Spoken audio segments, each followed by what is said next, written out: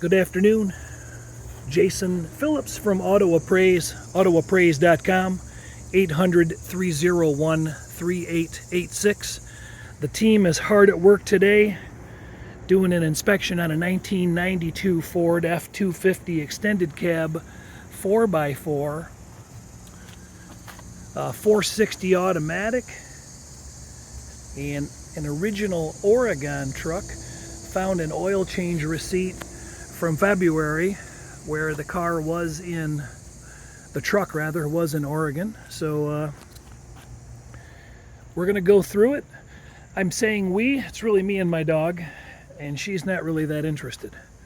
But the buyer who sent me out here looking for a long distance inspection, he's the only one privy to this video. So this will be a private video until he decides to buy or pass or whatever, at which point you might see it on my YouTube channel. And this truck may or may not be for sale anymore, but it's a good sample of what it is we do for a living. So again, if you need that help, contact Jennifer. autoappraise.com. cars@autoappraise.com is the email. There you go, there's my commercial, got it in. What do you think about that, Google? Stealing my commercial stuff. So I guess let's do paint, body, wheels, tires, chrome.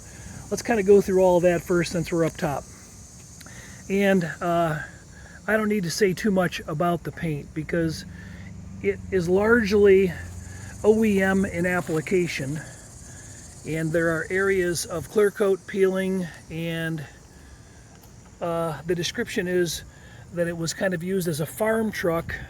So I don't know, it's not really scratched up and beat up in a sense. It's not really beat up like that. It's just, it's faded and aged. That's the way, and it wasn't washed. Some of this comes off. It needs to be wheeled out lightly. So it's got a few nicks and abrasions. Really nothing too horrific considering the age. There has been what I believe is some repaint work done on the truck. The digital paint meter gives us some pretty solid readings. Color-wise, color match, I think some of the insert work on the extended cab, may have been reshot. I don't know. Give me your opinion. Just a slightly lighter blue there, maybe. Nothing too earth-shattering. It's a 20-footer. This side maybe shows it just a little more. It's kind of more of a, the blues on this are called Twilight Blue and Bimini Blue. So the only damage really on the body is not even on the body. It's on an aftermarket running board. It's cracked for about a foot here. Somebody probably bumped into something there. Door lines are nice and clean. Doors open and close with pretty easy effort. So staying with the paint and body one more minute here. Just a small scratch here. Coming down this way, there was a small scratch here and here. These body moldings are aged out. I believe those are available to be replaced. I'm not positive. The chrome wheel openings have a few dings. This one's probably the least attractive one of all of them. Small nick here, a few scratches by the gas door, and so on and so forth. Nothing astronomically wrong with this paint other than some age. So the digital paint meter gives us some cool information. What it tells us is what the content of Bondo is beneath the paint surface, because that's really what's most important, not if it was resprayed. The truck gave me readings from 3 to 12 mils all over. 3 or 4 mils is the thickness of a dollar bill, and 12 mils is, $3 bills. So 8, we got 4. 3 up here on the darker color, we have 7. We have a little more on the darker color. 9. Bottom of the fender dog leg is 11. Back here by where it would have rusted out if that was an issue, right there would be heavy. So 9 and 7, not heavy at all. door corners. They're really nice on this truck, by the way. So 9, 10, 9, bottom of the box. Come on, 5. And then up here in the lighter colors, 10, 32. Okay, I didn't get that reading earlier, so some repair work done right in here. 7, 3, 8. So that's probably why we've got a slight color difference. I did notice that the pinstripe here is just a little bit different application. It's got the blue inserted in the pinstripe here, and here the body color is showing through the pinstripe. A pretty subtle difference. But or it could be that they just painted the blue up a little higher this time on the repair. So nothing horrible though. 32 isn't a horrible reading, but there probably was a dent or something here. Let's see, 12, 37, 5.5. So our area of concern was up high, right in here somewhere. So most likely a dent. Small door ding right here I didn't say earlier, but you get the idea. So the readings down the other side are primarily the same. I've got over 40 still photos of the readings, but we'll go through them on the video. So 7 on the dark, 11 on the center, 6 on the top of the box, 9, 6 here in the dog leg, 7, that's nice. 4, that's nice, that's OEM. 14, 7. There was some inconsistencies back in the day, you know. 9. Everything's painted with robots these days. 3, 6. So for the most part, we got nice low light readings. 9, 7, 9, 3. That's what you get with a Western truck, is good readings like this. So I'll do the hood even though it's obvious we don't need to. 6, 11, 25.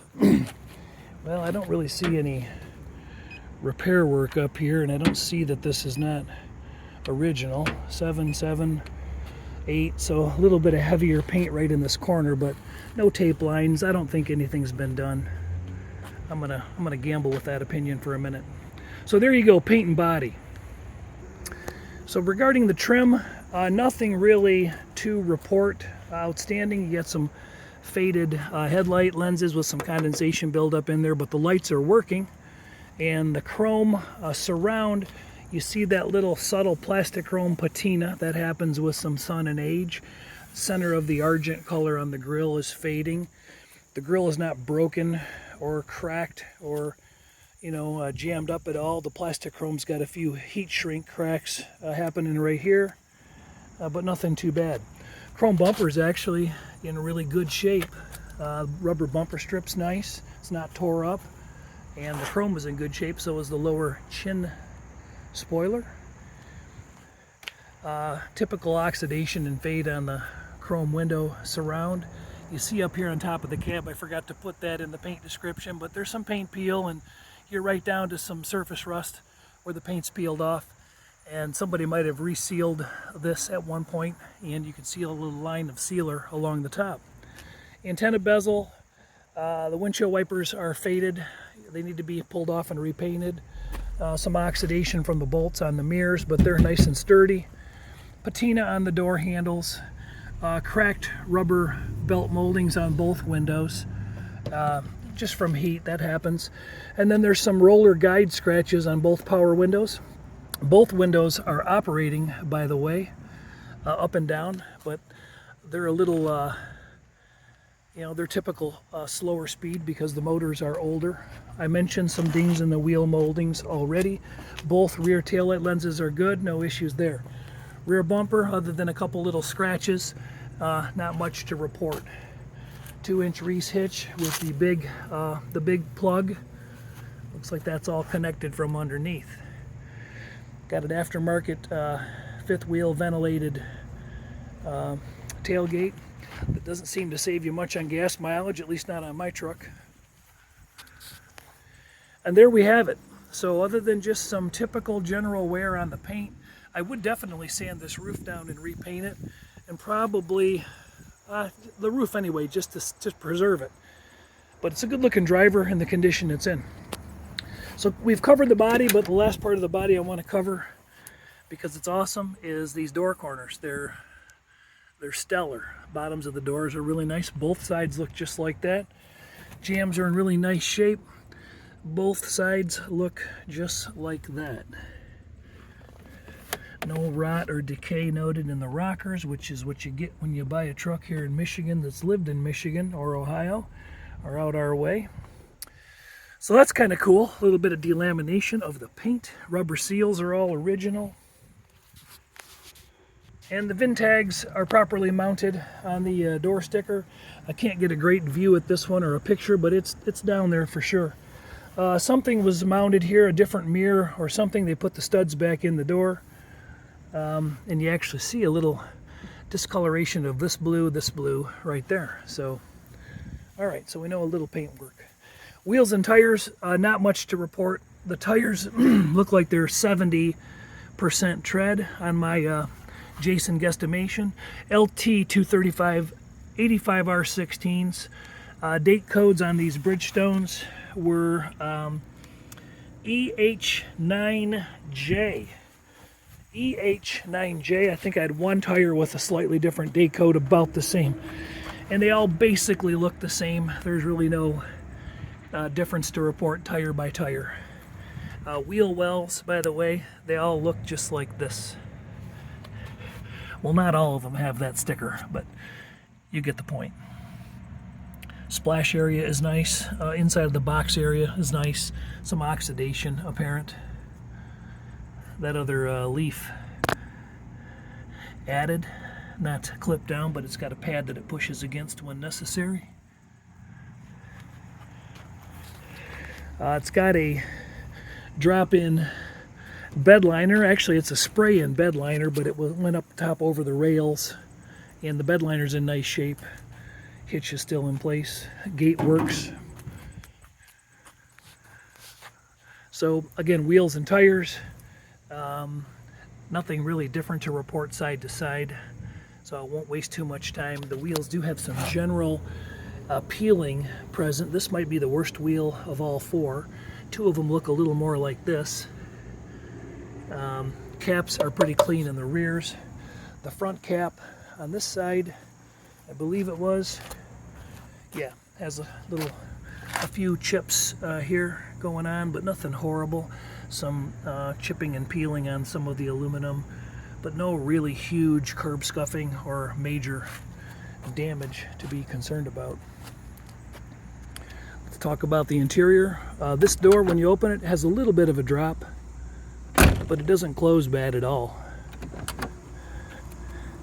Mirror rocks just a little bit. Nothing too horrible. Again, door corner, very nice. Door panels on both sides are in nice shape. The argent components that are supposed to be black are fading to gray a little bit. A little more on the door handle on that side, kind of like this one, kind of chalky, oxidizing. Mats are in pretty decent shape. Carpet's decent. Somebody stepped in here with sandy boots, and that's kind of on top. And the carpets underneath the carpets look nice. This is an original carpet. There's a burn mark here. There's a handful of burn marks on the other side. I'll point them out if I think of it when I get over there. Top of the dash cap is nice. There's no heat cracks in it.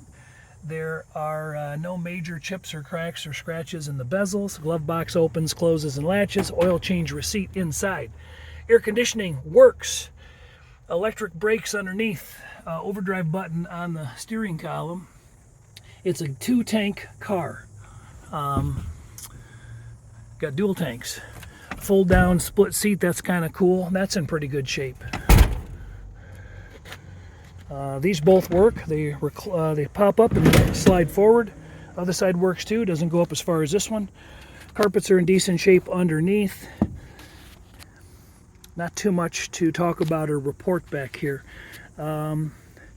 even though the driver possibly liked to smoke, I don't really smell there's no evidence of a strong cigarette or cigar odor or pipe. Nothing too obvious to me. And I'm a former smoker, so I'm one of those guys that's sensitive to it. But I would say it smells pretty good. My car smells worse with dogs in it than this car smells. Truck. So a few burn marks here and there. There's a few on the carpet. But if those don't light you up any, I wouldn't worry about it. The dome light works. The headliner has a little tear in it right there. Sun visors pop down. This A-pillar trim somewhere, let me think, where was it? It's cracked. Right here. This A-pillar trim's got a little crack in it, but there's a little cut there in the headliner. So overall, it's pretty nice interior for the miles. I wouldn't be too upset about that. Let's pop the hood. So what we have here is a 460 cubic inch big block motor. Air conditioning system appears to have been serviced. This receiver dryer is nice and clean. I don't know if it's brand new, but I turned the air on already and it blows cold. So there's some small dots on the dipsticks and small indicators of originality underneath the hood. On the other valve cover there are stickers present that have not burned off. We've got a new water pump gasket seal. There's a new oil pan gasket from the bottom, which may explain some of the drippage that's back behind the motor, actually on the transmission pan. And it may or may not still be leaking oil or trans fluid. It could be a former situation. I'm guessing at some point it overheated. There's some rust stains here. There's some rust stains here. And a little bit of rust stain up top where it splashed. And it has not been power washed off yet. The coolant looks decent. Here's our oil. Here's our trans fluid. It's a little brownish and it's got a little sniff to it. I would probably recommend changing the trans fluid. I'd recommend flushing out the cooling system. Can't really see much in here. I went for a dip and it could just stand to be flushed. My phone is sending me messages telling me, in a sense, hurry up. It's hot out here and you're burning up valuable battery. So I'll just go through the underbody, and if this happens to shut off in the middle of my presentation, there'll be a video too to talk a little more. So up here we can see there's a new oil pan seal. Stock brakes, stock suspension, all that stuff is stock bushings. I don't see anything's been recently changed or serviced. A little bit of oil setting there in the front support. And then you see some oil buildup back there on the tranny. So not much coming down on the ground. The truck's been here over 2.5 hours. It was moved out to this location. So I'm going to get to the back of the truck because essentially everything under here I have still photos of, and it's all very sound. We've got an original exhaust system. Got a dent in the shield back there. Let me get to it. So understructure looks marvelous. If you want to call that rot, you can, but it's very clean. Insides of the box, sides of the boxes are really nice. Frame is super clean. I would call that casual surface rust, nothing more, with the exception of a couple little spots that could be, cleaned up and gotten after, but I wouldn't lose sleep over it. Something jumped up and hit this muffler shield. It's an original muffler, and it sounds good. Doesn't sound like it's leaking. Original catalytic converter. But it also caught this rear part of the two-piece drive shaft, put quite a dent in it. See if I can get that on film a little better. And that drive shaft, I imagine that's going to have a wobble. I imagine that's going to cause a vibration right there. I don't know as it's in the tires. I think it's in the drive shaft. Because it says on the sticker needs a new set of tires. But the tires look pretty decent to me. But that looks like it could cause a vibration at high speeds. Fuel lines, brake lines, all that stuff looks original. Transfer case in nice shape. And again, there's some oil buildup on the cross member there.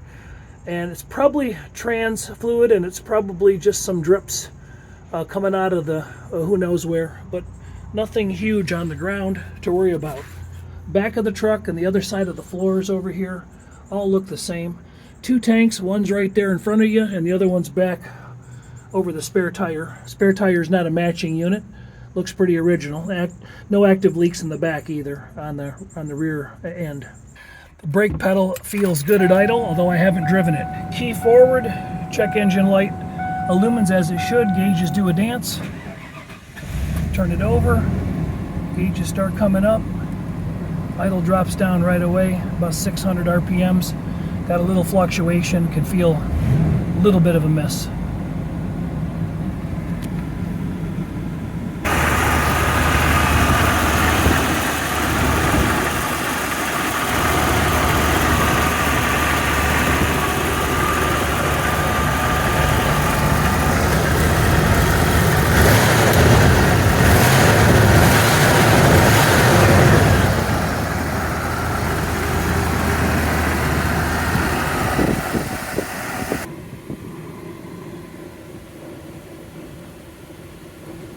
AC is blowing nice and cold, going down.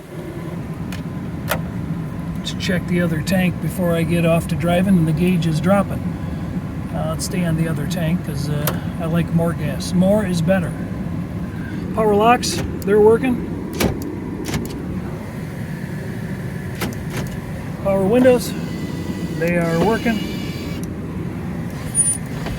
You hear that one scratching a little bit. All right, let's turn that down. We don't need it. This is a consignment lot. They don't give me a dealer plate to go out on, so I'm going to stay in this industrial park. But I can definitely feel the vibration, especially at low speeds, of the drive shaft. You kind of see the mirrors rattling. I don't think I'm going to take it up to too high of speeds. I will try to get it to shift through the gears just to show that we are in good shape. Gauges are getting up to a normal operating level.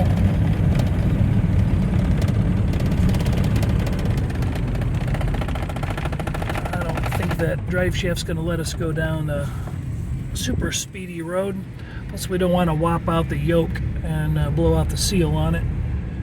So I would recommend installing a drive shaft in that, and I'll bet you this thing would stand right up and run good. So I'm going to take off from a low speed. Let me start that again.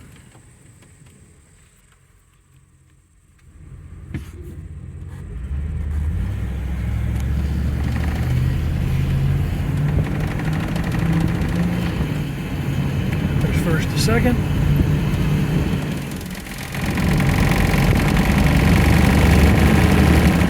There's second to third. Oh, there we go. Overdrive kicked in. Okay. Yeah. Okay. So I'll have a talk with the folks selling it and tell them what I think about them putting a back drive shaft in it. Might be able to take that one, have it cut and just remade, straightened out. So we got working turn signals, I forgot to mention. I don't know if I mentioned or not. And there we go.